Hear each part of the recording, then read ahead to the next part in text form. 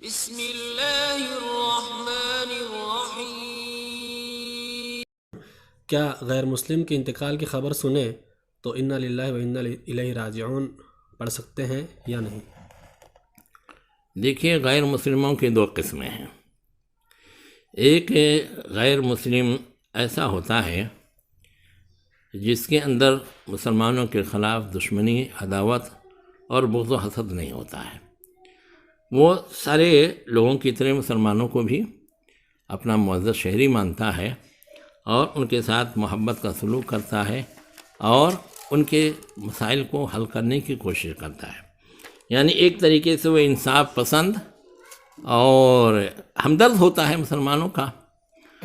تو ایسا شخص اگر انتقال کر جائے تو یقیناً جیسے اور لوگوں کے لیے اس کی موت ایک طرح سے مصیبت ہوتی ہے، ایک سہارے سے وہ لوگ محروم ہو جاتے ہیں، ایسے مسلمان بھی ہیں۔ تو ایسی صورت میں وہ انا للہ و انا الیہ راجعون کہہ سکتے ہیں، کیونکہ انا للہ و انا الیہ راجعون کسی مصیبت کے وقت پڑھی جاتی ہے۔ تو کسی اچھے نیتا کا، چاہے وہ کافر ہی کیوں نہ ہو، ہمارے درمیان سے چلے جانا مسلمانوں کے لیے کبھی بہت ساری پریشانیوں کا باعث بن جاتا ہے۔ تو انا للہ و انا الیہ راجعون کہہ سکتے ہیں۔ لیکن اگر کوئی کافر ایسا ہے کہ وہ کھلم کھلا دنوں رات خالی مسلمانوں کی عداوت و دشمنی کی باتیں کرتا ہے اور جو بھی موقع ملتا ہے ان کے خلاف فساد کراتا ہے، ان کو مختلف قسم کے مقدمات اور کیس میں پھنساتا ہے، اور بس اس کا عمل ہی مسلمانوں کے خلاف ایک تحریک چلانا اور ان کو پریشان کرنا ہے، تو ایسا آدمی اگر مر جائے تو خس کم جہاں پاک، اس پر ہم کو کون سا غم ہے، ہم کیوں انا للہ و انا الیہ راجعون پڑھیں گے۔ میں نے اس سے پہلے شاید احمد نے ایک فتویٰ میرا ڈالا تھا اس پر، جو ہے کیا کہتے ہیں، بادشاہ پر، تو کسی صاحب نے کسی سعودی عالم کا فتویٰ نقل کیا تھا کہ وہ کہتے ہیں کہ جائز ہے، کیونکہ انا للہ و انا الیہ راجعون جب کہتے ہیں تو اس کا مطلب ہوتا ہے ہم اللہ کے لیے ہیں اور اللہ کی طرف ہم کو لوٹ کر کے جانا ہے۔ تو اس میں تو کوئی ایسی بات نہیں ہے، یہ صحیح ہے، چاہے جیسا کافر مر جائے چاہے مسلمان مر جائے، ہم تو اللہ کے لیے ہیں اور اللہ کی طرف لوٹ کر کے جانے ہیں۔ میں یہ کہتا ہوں کہ یہ کلمہ جو کہا جاتا ہے انا للہ و انا الیہ راجعون، صرف معنی کو دیکھ کر کے نہیں کہا جاتا ہے، بلکہ یہ اظہار غم کے لیے، افسوس کے اظہار کے لیے ہوتا ہے۔ تو جن کی موت میں کچھ مسلمانوں کے لیے غم ہے اور خیر سے محرومی ہے، ان کے لیے تو کہہ سکتے ہیں، اور جس کی موت کوئی مسلمانوں کے لیے خسارے کی بات اور نقصان کی بات نہیں ہے، ان کے لیے ہم کیوں انا للہ و انا الیہ راجعون پڑھیں گے؟ جی۔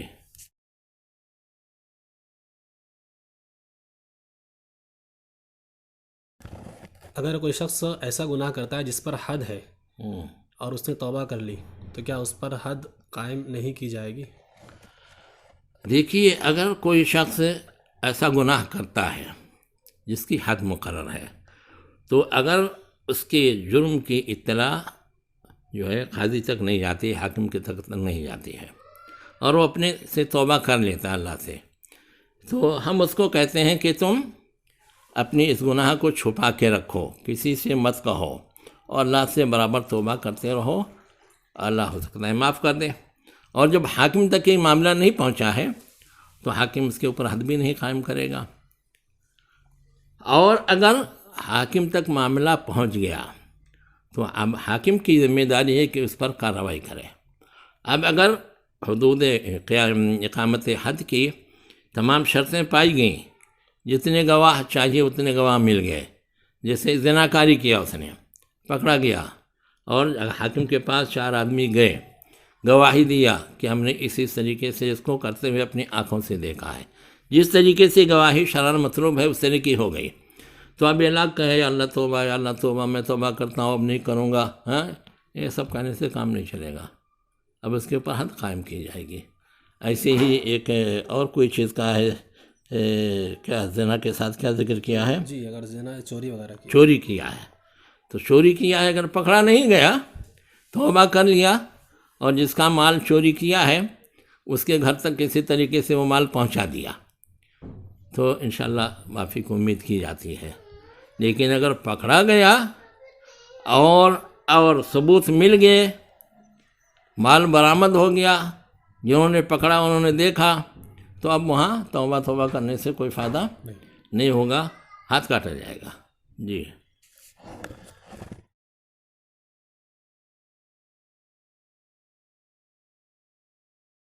اگلا سوال یہ شیخ کہ ہندوستان میں ہمیں جو بینکوں میں سود ملتا ہے، کیا اس رقم کو ہم گورنمنٹ کی جانب سے لگائے گئے مختلف ٹیکس کی ادائیگی کے لیے کر سکتے ہیں؟ دیکھیے، میری ایک کتاب ہے سود کے احکام و مسائل، فی الحال میں دیکھ رہا تھا، وہ کتاب مجھ کو ملی نہیں، کیونکہ یہ جو نقل مکانی ہوتا ہے اور مکتبہ ادھر سے ادھر کرتے ہیں تو اس میں بہت ساری کتابیں، کچھ ہو سکتا ہے نقل کرتے وقت کسی طالب نے جیب میں رکھ لیا ہو، اور ہو سکتا ہے کہیں ادھر ادھر پڑی ہو اور نظر میں نہ آ رہی ہو، مگر وہ ملی نہیں۔ اس کتاب کے آخری پیج پر شیخ الحدیث علامہ عبید اللہ رحمانی مبارک پوری کا فتویٰ میں نے نقل کیا تھا کہ انہوں نے یہ کہا ہے کہ جو ٹیکس حکومتیں ظالمانہ لیتی ہیں، ان ظالمانہ ٹیکسوں کو ہم ہمارے کھاتے میں جو سود کے پیسے آتے ہیں ان سود کی رقم سے ہم ادا کر سکتے ہیں۔ یہ ٹیکس ادا کرنے کے لیے پیسے بینک میں رکھنا کہ اس کا سود ملے گا اور میں دے دوں گا، یہ جائز نہیں ہے۔ لیکن کبھی کبھی آدمی کو جو ہے پیسے رکھنا پڑتا ہے بینک میں، تو اس پر سود بھی ملتا ہے، تو یہ ایسے پیسے پڑے ہوں تو ظالمانہ ٹیکس جو ہے وہ دے سکتے ہیں۔ اور اس کی انہوں نے کچھ تفصیل بھی کی ہے۔ ظالمانہ ٹیکس میں مثال کے طور پر وہ کہتے ہیں کہ ہم نے ایک زمین خریدی، اپنے پیسے سے پورا گھر بنوایا، بجلی لگوایا تو بجلی کی بل دیتے ہیں، پانی آتا ہے تو پانی کا بل دیتے ہیں۔ حکومت کی طرف سے ہم کو اس سلسلے میں کہیں کوئی مدد نہیں ملتی ہے کہ فری میں دیتا ہوں تو ہم اس کا ٹیکس دیں۔ تو یہ جو ہاؤس ٹیکس لیتے ہیں یہ ظالمانہ ٹیکس ہے۔ تو اس واسطے نہیں، جب ہم پانی کا بل دیتے ہیں، بجلی کا بل دیتے ہیں اور کوئی سہولت ہمارے لیے نہیں ملی تو کیوں دیتے ہیں؟ اسی طریقے سے انہوں نے سیل ٹیکس بھی کہا ہے کہ ہم نے دکان خریدی، ہم اس میں مال لا کر کے بیٹھتے ہیں، بیچتے ہیں، دن بھر بھاگ دوڑ کرتے ہیں اور حکومت اس پر انکم ٹیکس لگاتی ہے، سیل ٹیکس لگاتی ہے۔ کیوں لگاتی ہے؟ کیا تم نے ہمارے ساتھ اس میں تعاون کیا ہے کہ اس کے لیے؟ تو ایسے کچھ مثالیں دے کر کے انہوں نے بتائی ہیں۔ تو انہوں نے کہا کہ جو ظالمانہ ٹیکس ہیں تو وہ ٹیکس سود کی رقم سے ہم ادا کر سکتے ہیں، اور جو ظالمانہ ٹیکس نہیں ہیں تو ان پر جو ہے ٹیکس ادا کرنا چاہیے، بلکہ اس کے وکیل کے ذریعے سے مل کر کے فائل رکھنی چاہیے، اور وہ آپ کو زندگی بھر کام دے گی۔ جب بھی کوئی جائیداد خریدیں گے، کوئی اور چیز کریں گے تو آپ وہ فائل دکھا دیں گے کہ بھئی یہ دیکھو ہم ٹیکس دیتے رہے ہیں، اور اس کے بعد میں جو پیسہ بچا ہے وہ ہمارے لیے جو ہے ایک طرح سے صاف ستھرا ہے۔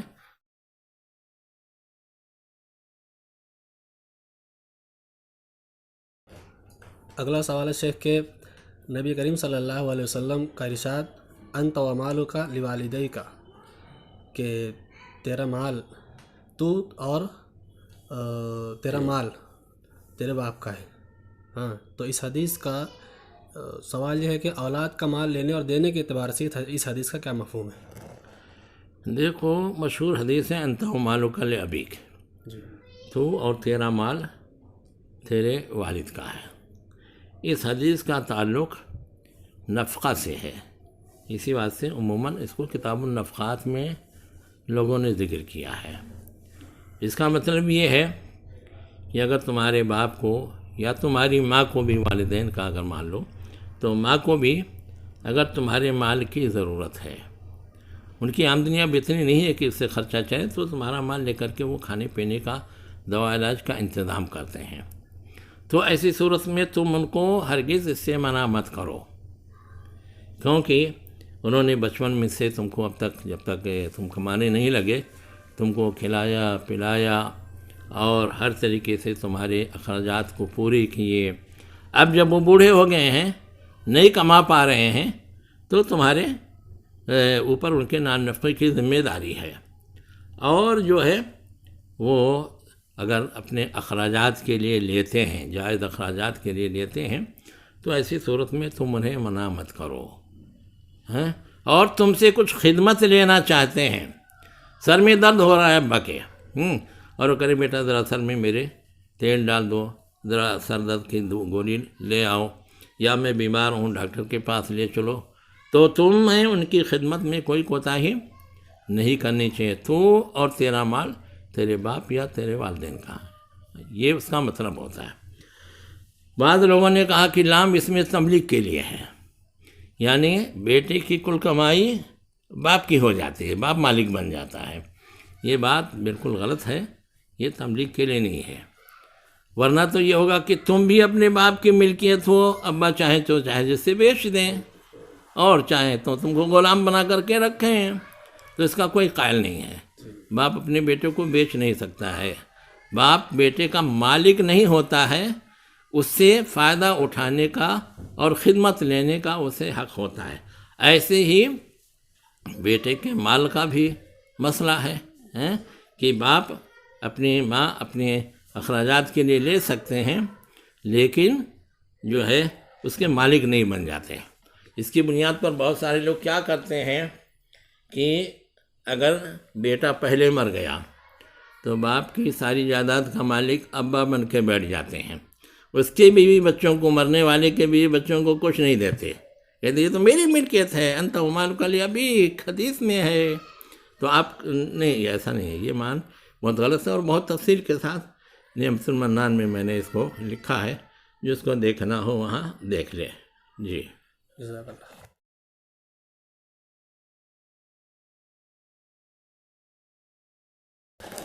شیخ اگلا سوال ہے، تدفین کے بعد قبر پر پانی چھڑکنے اور سر کی طرف کھڑے ہو کر سورۃ البقرہ کی شروع کی 5 آیتیں اور پیر کی طرف آخر کی 2 آیتیں پڑھنا کیسا ہے؟ دیکھو میرے خیال میں سب کی سلسلے کی حدیثوں پر کچھ کلام ہے.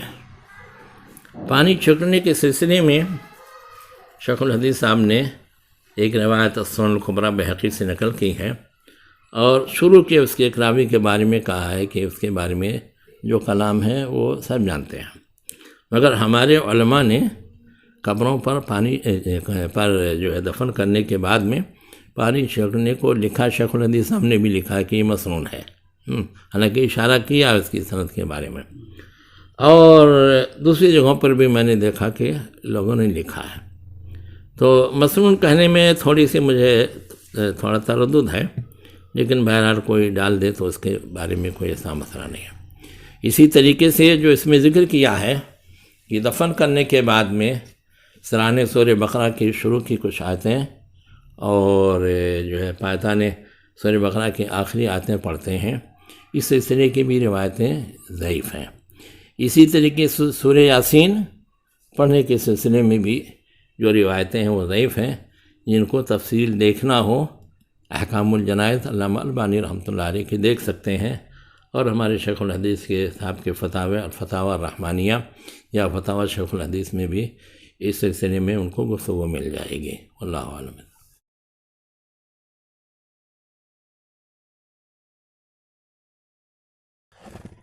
اگلا سوال ہے شیخ، اگر کوئی شرک کا ارتکاب کرتا ہے تو کیا اس کی توبہ قبول کی جائے گی یا نہیں؟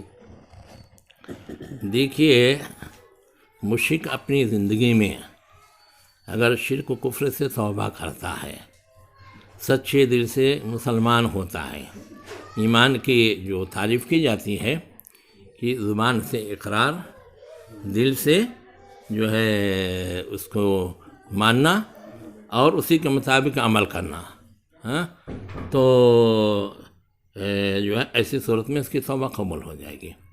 اور پھر جو بھی نیکیاں کرے گا اس کی نیکیاں قبول ہوں گی، آخرت میں اس کے کام آئیں گی. اور اگر کفر شرک سے اس نے توبہ نہیں کیا اور ایسے ہی اس کا انتقال ہو گیا تو پھر اس کی آخرت میں جو ہے اس کی نیکیاں سب ضائع ہو جائیں گی.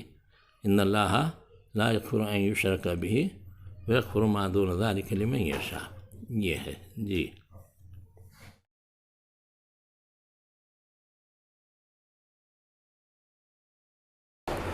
شیخ، نمازی کے آگے سترہ نہ ہو تو کتنے فاصلے سے گزرنا جائز ہے؟ دیکھو، ایک بات تو سب سے پہلے یاد رکھو کہ نمازی کو حتی الامکان سترہ رکھ کے نماز پڑھنے کی کوشش کرنی چاہیے. ہم مسجد میں ہیں، آگے کے سب میں جگہ خالی ہے، بھلے امام سامنے سلام پھیر دیا ہوا ہے جگہ ہے، تو آپ اگلے سب میں جا کے نماز پڑھیے. سامنے آپ کی دیوار رہے، یا کھمبا ہے کوئی تو کھمبے کے پاس جا کے کھڑا کیجیے. یا بعض مسجدوں میں ابھی مالیگاؤں میں دیکھا ہے کہ دو کھمبوں کے درمیان میں بھی وہ لکڑی کا ایک کجاوے کے اونچائی کے برابر وہ لگا دیتے ہیں جو سترہ کا کام کرتا ہے. بیچ والا راستہ کھلا رہتا ہے، تو بیچ والے راستے سے جائیں، وہاں نہ آپ کھڑے ہوں، جو عام لوگوں کے لیے آنے جانے کا راستہ ہے جہاں یہ لگا ہوا ہے وہاں پڑھیں.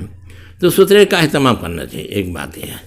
دوسری یہ ہے کہ اگر کوئی سترہ نہیں رکھے ہوئے ہے تو کسی مسلمان کو اس کے سامنے سے گزرنے سے حتی الامکان احتراز کرنا چاہیے.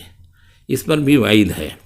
تم کسی نمازی کے آگے سے جو ہے گزرو، اس سے بہتر یہ ہے کہ 40 سال تک تم 40 ہے سال کا تذکرہ نہیں ہے، لیکن اکثر علماء نے 40 سال 40 دن جو بھی تعویل کے ہے بیٹھے رہو. تو اس بات سے نہیں گزرنا چاہیے. باقی اگر کوئی جو ہے سترہ نہیں رکھا ہے تو اس کے آگے کتنے دور تک گزر سکتے ہیں. تو کچھ علماء کرام نے تو یہ لکھا ہے کہ اگر نمازی اپنے سجدے کی جگہ پر نگاہ رکھتا ہے تو جہاں تک اس کے آنکھ کی روشنی جاتی ہے تو اس کے آگے سے جا سکتا ہے، اس کے پیچھے اس کے اندر سے نہیں جا سکتا ہے. کیونکہ نمازی پر واجب ہے کہ اپنے سجدے کی جگہ پر نگاہ رکھے. اب وہاں پر نگاہ رکھے گا تو جتنی دور نظر جائے گی اتنی دور میں گزرنے سے تو نمازی کو ڈسٹرب ہوگا، اس کی نماز خراب ہوگی. اس کے آگے سے جاؤ گے تو ایسی صورت میں کوئی فرق نہیں پڑے گا. کچھ لوگوں نے یہ کہا ہے. فتح الباری میں بقدر غلوہ لکھا ہے. غلوہ کہتے ہیں کہ انگوٹھے پر ایک کنکری چھوٹی سی رکھو اور یہ ایسے کر کے ایسے پھینکو. تو جتنی دور کنکری عام طور سے جاتی ہے اتنی دور کی بات کہتے ہیں. عام طور سے میں نے 2-4 مرتبہ ایسے کوشش کر کے دیکھا ہے. تو 2-3 چٹائی کے بعد میں لگتا ہے کہ یعنی 2 صفیں آگے اس کے ہوں، تیسرے صف کے پاس سے چلے جاؤ تو وہاں تک شاید نگاہ بھی اگر سجدے کی جگہ پر رہے تو وہاں تک روشنی آنکھ کی نہیں پہنچتی ہے، یعنی وہ نظر نہیں آتا ہے. اسی طرح انگوٹھے پر رکھ کر کے ایسے پھینکو گے تو یہ بھی اتنی ہی دور تقریباً جاتی ہے. کوئی گلیل نہیں ہے کہ جو ہے 10-20 میٹر جائے گی. اس بات سے اتنی دور جو ہے کی دوری سے جائے تو گنجائش لگتی ہے. واللہ عالم.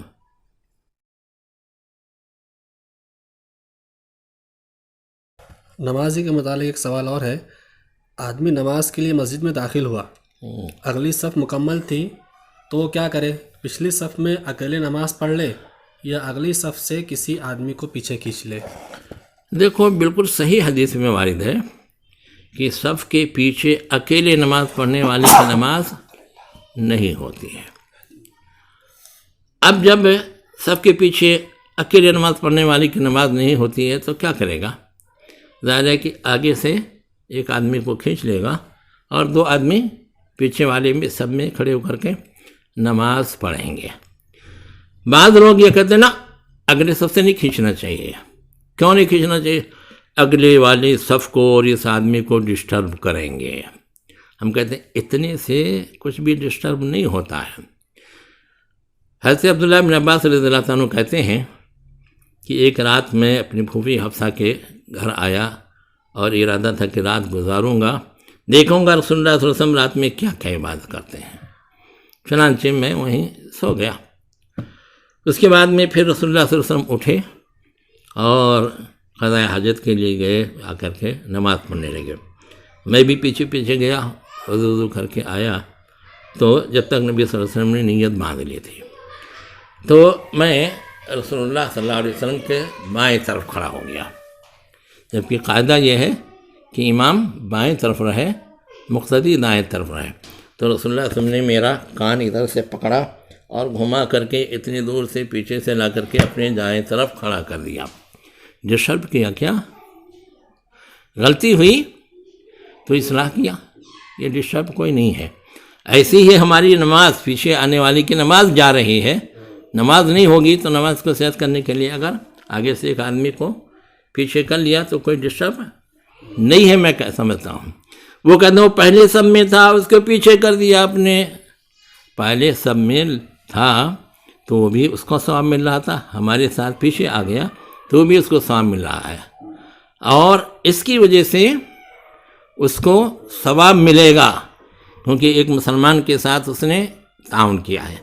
پورا صف عموماً ڈسٹرب نہیں ہوتا ہے، ایک آدمی درمیان سے نکلے، 2-3 آدمی تھوڑا تھوڑا کھسکیں گے اور جگہ پوری ہو جاتی ہے۔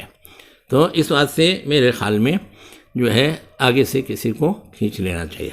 البتہ اگر آخری رکعت کے تشہد میں بیٹھا ہوا ہے، آگے اگلے صف والے امام وغیرہ سب تشہد میں بیٹھے ہوئے ہیں، اور یہ شخص آیا اور اگلی صفیں جو ہے بھری ہوئی ہیں، تو اگر وہ بغل سے جا کے امام کے بغل میں بیٹھ سکتا ہے تو امام کے بغل میں بیٹھ جائے، اور اگر وہاں بھی جانے کی گنجائش نہیں ہے، سب طرف سے صفیں دیوار سے ملی ہوئی ہیں، کئی صفیں ہیں، پار کرتے جائیں تو ہو سکتا ہے جب تک امام سلام پھیر دے، تو ایسی صورت میں وہ اکیلے تشہد میں تکبیر تحریمہ کر کے بیٹھ جائے گا اور پھر اپنی پوری نماز پڑھے گا۔ 4 رکعتیں تو اس کی چھوٹی گئی ہیں، 4 رکعتیں تو پڑھے گا، وَاتَّقُوا اللَّهَ مَا اسْتَطَعْتُمْ۔ اس بات سے ایسی صورت میں وہ اکیلے پیچھے اگر امام کی اقتداء میں بیٹھ جائے اور بعد میں پوری رکعتیں پڑھ لیں تو انشاءاللہ کوئی حرج کی بات نہیں ہوگی، نماز ہو جائے گی۔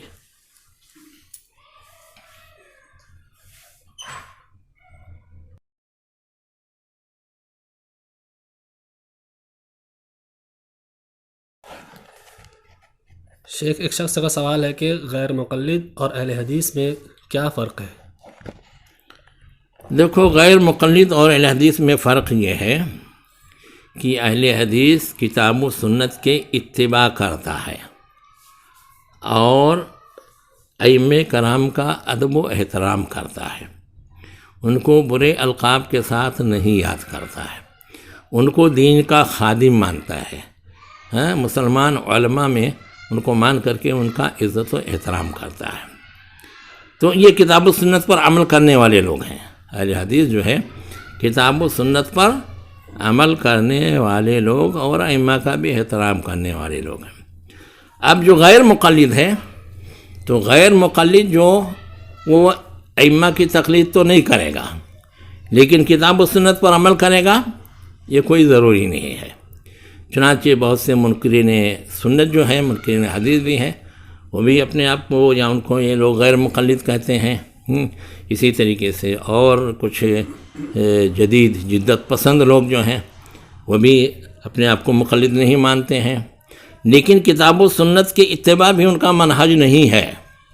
اسی بات سے ہم دیکھتے ہیں کہ ہمارے مقلدین بھائی جو انڈیا پاکستان میں ہیں، اہل حدیثوں کو اہل حدیث کہتے ہوئے جو ہے ڈرتے ہیں، نہیں کہتے ہیں جلدی، ان کو غیر مقلد کہتے ہیں، کیونکہ اگر اہل حدیث کہہ کر کے ہم کوئی تنقید کریں گے تو اس کا مطلب ہے کہ کتاب و سنت پر عمل کرنے والوں پر آپ تنقید کرتے ہیں، اور غیر مقلد کہہ دیا تو کوئی ضروری نہیں کہ کتاب و سنت پر عمل کرنے والا ہو۔ تو اہل حدیثوں کو غیر مقلد کہنے کی کوشش کرتے ہیں، جو سراسر ظلم ہے، ناانصافی ہے، اور یہ جو ہے غلط بالکل بات ہے، اس بات سے نہیں ہونا چاہیے۔ چلیے۔